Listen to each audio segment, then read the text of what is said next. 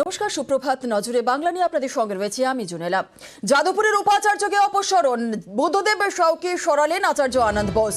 সমাবর্তনের আগেই অপসারিত উপাচার্য বুদ্ধদেব সাউ। যাদবপুরের সমাবর্তন নিয়ে নতুন করে জটিলতা। আরো একবার আপনাদের জানিয়ে রাখি, যাদবপুরের উপাচার্যকে অপসারণ, বুদ্ধদেব সাউকে সরালেন আচার্য আনন্দ বোস। সমাবর্তনের আগেই অপসারিত উপাচার্য বুদ্ধদেব সাউ।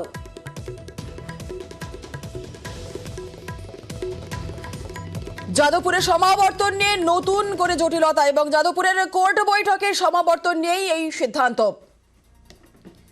যাদবপুরের উপাচার্যকে অপসারণ, বুদ্ধদেব সাউকে সরালেন আচার্য আনন্দ বোস। আমাদের সঙ্গে রয়েছেন আমাদের প্রতিনিধি সোমরাজ বন্দ্যোপাধ্যায়। সরাসরি চলে যাব সোমরাজের কাছে। সোমরাজ, যাদবপুরের সমাবর্তন নিয়ে তাহলে নতুন করে জটিলতা?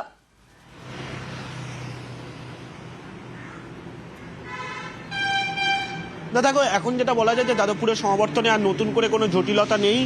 কিছুক্ষণ আগে বিশ্ববিদ্যালয়ের ফ্ল্যাগ হোস্টিং হয়েছে, সমাবর্তনের আগে বিশ্ববিদ্যালয়ের ফ্ল্যাগ হোস্টিং হয় রীতি মেনে। আর কিছুক্ষণ আগেই ফ্ল্যাগ হোস্টিং হয়েছে বিশ্ববিদ্যালয়ের রীতি মেনে সমাবর্তনের আগে। অর্থাৎ একটা বিষয় স্পষ্ট যে যাদবপুর বিশ্ববিদ্যালয়ের সমাবর্তন কার্যত হওয়ার দিকে। সকাল 9টায় অর্থাৎ কিছুক্ষণের মধ্যেই বিশ্ববিদ্যালয়ের কোর্ট বৈঠক শুরু হবে। সেই কোর্টের বৈঠকেই যাবতীয় সিদ্ধান্ত নেওয়া হবে। ইতিমধ্যেই সমাবর্তনে আসার জন্য ছাত্রছাত্রীরাও আসতে শুরু করেছেন বিশ্ববিদ্যালয় ক্যাম্পাসে। অর্থাৎ একটা বিষয় স্পষ্ট যে বিশ্ববিদ্যালয়ের কর্তৃপক্ষ সমাবর্তন করার দিকেই এগোচ্ছে। ইতিমধ্যে বিশ্ববিদ্যালয়ের সব আধিকারিকরা এসে পৌঁছেছেন ক্যাম্পাসে। রাজ্যপাল যে অপসারণের যে নির্দেশ গতকাল সন্ধ্যেবেলায় জারি করেছেন, সেই চিঠিও পেয়েছেন উপাচার্য বুদ্ধদেব সাউ। ফলত এবং রাজভবনের তরফে যে বিবৃতি দেওয়া হয়েছিল সেখানে বলা হয়েছে যে এই সমাবর্তন বেআইনি। কেন তাকে অপসারণ করা হয়েছে? তার কারণ সুপ্রিম কোর্টের নির্দেশ তিনি মানেননি, তার জন্য তাকে অপসারণ করা হয়েছে। পাশাপাশি রাজভবনের তরফে গতকাল সন্ধ্যাবেলায় বিবৃতি দিয়ে জানানো হয়েছে যে প্রথমত উপাচার্যের বিরুদ্ধে তদন্ত কমিটি গঠন হবে, দ্বিতীয়ত এই সমাবর্তনের জন্য যা খরচ হয়েছে সেই খরচের টাকা নেওয়া হবে উপাচার্যের বেতন সহ এই সমাবর্তনের সঙ্গে যুক্ত যে সমস্ত আধিকারিকরা রয়েছেন তাদের বেতন থাকে। অর্থাৎ কড়া হুঁশিয়ারি দিয়েছেন রাজ্যপাল সিভি আনন্দ বোস।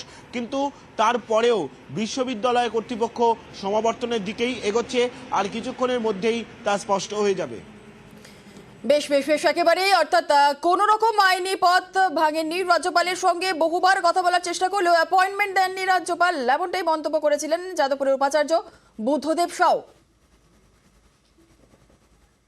রাজভবন প্রথম থেকেই জানে এবং সেটা পুজোর আগের থেকে জানে। সেটা অস্বীকার যদি করে তাহলে সেটা সঠিক নয়। 5,000 স্টুডেন্টের দায়িত্ব আমার উপরে তো পুরোটা নেই। কেন্দ্র সরকার এবং রাজ্য সরকার, আর মাঝখানে আছে আমাদের আদালত, হাইকোর্ট, সুপ্রিম কোর্ট, তারা সবাই প্রোটেক্ট করবে।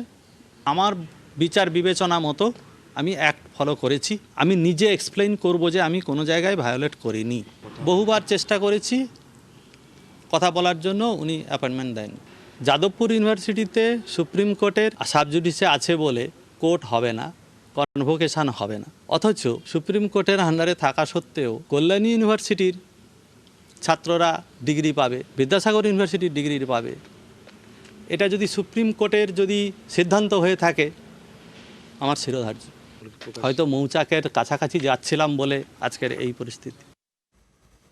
বুদ্ধদেব সাউকে সরালেন আচার্য আনন্দ বোস। সমাবর্তনের আগেই অপসারিত উপাচার্য বুদ্ধদেব সাউ, আর উপাচার্যকে কাজ চালিয়ে যেতে নির্দেশ রাজ্যের। আমাদের সঙ্গে রয়েছেন আমাদের প্রতিনিধি সোমরাজ, আরো বিস্তারিত বলবে। সোমরাজ,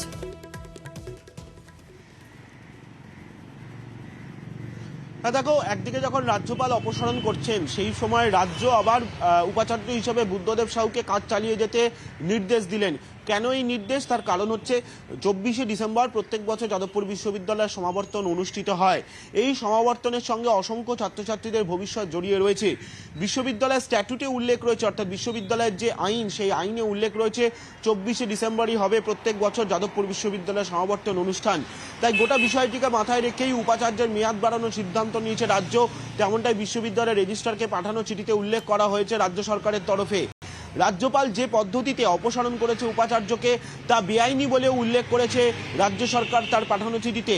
তারই সঙ্গে রাজ্য এটাও বলছে যে একতরফাভাবে রাজ্যপাল সিদ্ধান্ত নিতে পারেন না উপাচার্যকে অপসারণের। সুপ্রিম কোর্টের সাম্প্রতিক সময়ে যে পর্যবেক্ষণ ও রায়গুলি রয়েছে উপাচার্য নিয়োগ মামলার পরিপ্রেক্ষিতে, সেই রায়গুলির কথাও উল্লেখ করা হয়েছে রাজ্যের তরফে পাঠানো চিঠিতে। ফলত একাংশ মনে করছে যে এই চিঠির পর রাজ্যপাল সংঘাত আরও বাড়ল। বিশেষত সাম্প্রতিক সময় আমরা যখন দেখে এসেছি মুখ্যমন্ত্রী রাজ্যপাল বৈঠক হয়েছে এই উপাচার্য নিয়োগকে কেন্দ্র করেই, আর তার পরপরই একদিকে যে উপাচার্যকে অপসারণ করছেন রাজ্যপাল সেই উপাচার্যের কাজের মেয়াদ বাড়ানোরই নির্দেশিকা জারি করলো রাজ্য। আবার এই উপাচার্যকে যখন নিয়োগ করেছিলেন রাজ্যপাল সেই সময় রাজ্য আপত্তি তুলেছিল, আবার সেই উপাচার্যের মেয়াদই আবার বাড়িয়ে দিল রাজ্য। ফলত এই বিষয়কে কেন্দ্র করে রাজ্যপাল সংঘাত আরো বাড়লো, অন্তত তাতে কোনো সন্দেহ নেই বলেই মনে করছে রাজনৈতিক মহল। একেবারে ধন্যবাদ সোমরাজ। অপসারণের ঘটনায় রাজ্যপালকে তো শিক্ষামন্ত্রী রেক্স হ্যান্ডেলে। শিক্ষামন্ত্রীর দাবি, মিডিয়া রিপোর্ট থেকে জানলাম যাদবপুর বিশ্ববিদ্যালয়ের উপাচার্যকে সরিয়ে দিয়েছেন রাজ্যপাল। মনে হচ্ছে উনি রাজ্যে উচ্চশিক্ষায় পরিবেশকে নষ্ট করতে বদ্ধপরিকর। উনি শুধু নির্বাচিত সরকারের পরামর্শ অগ্রাহ্য করছেন তাই নয়, বিশ্ববিদ্যালয়গুলিতে স্থিতাবস্থা বজায় রাখার সুপ্রিম কোর্টের যে নির্দেশ তাকেও অমান্য করছেন। ওনার দাঁত নখ বেরিয়ে পড়েছে। সমাবর্তনে কড়া বিবৃতি রাজ্যপালের। সমাবর্তনকে বেআইনি আখ্যা বোসের। বিশ্ববিদ্যালয়ের রাজনীতি বরদাস্ত নয়। সমাবর্তনের খরচ উপাচার্যকে মেটাতে হবে, এর জন্য আইনি পরামর্শ নেওয়া হচ্ছে, বিবৃতি দিয়ে জানালেন রাজ্যপাল আনন্দ বোস।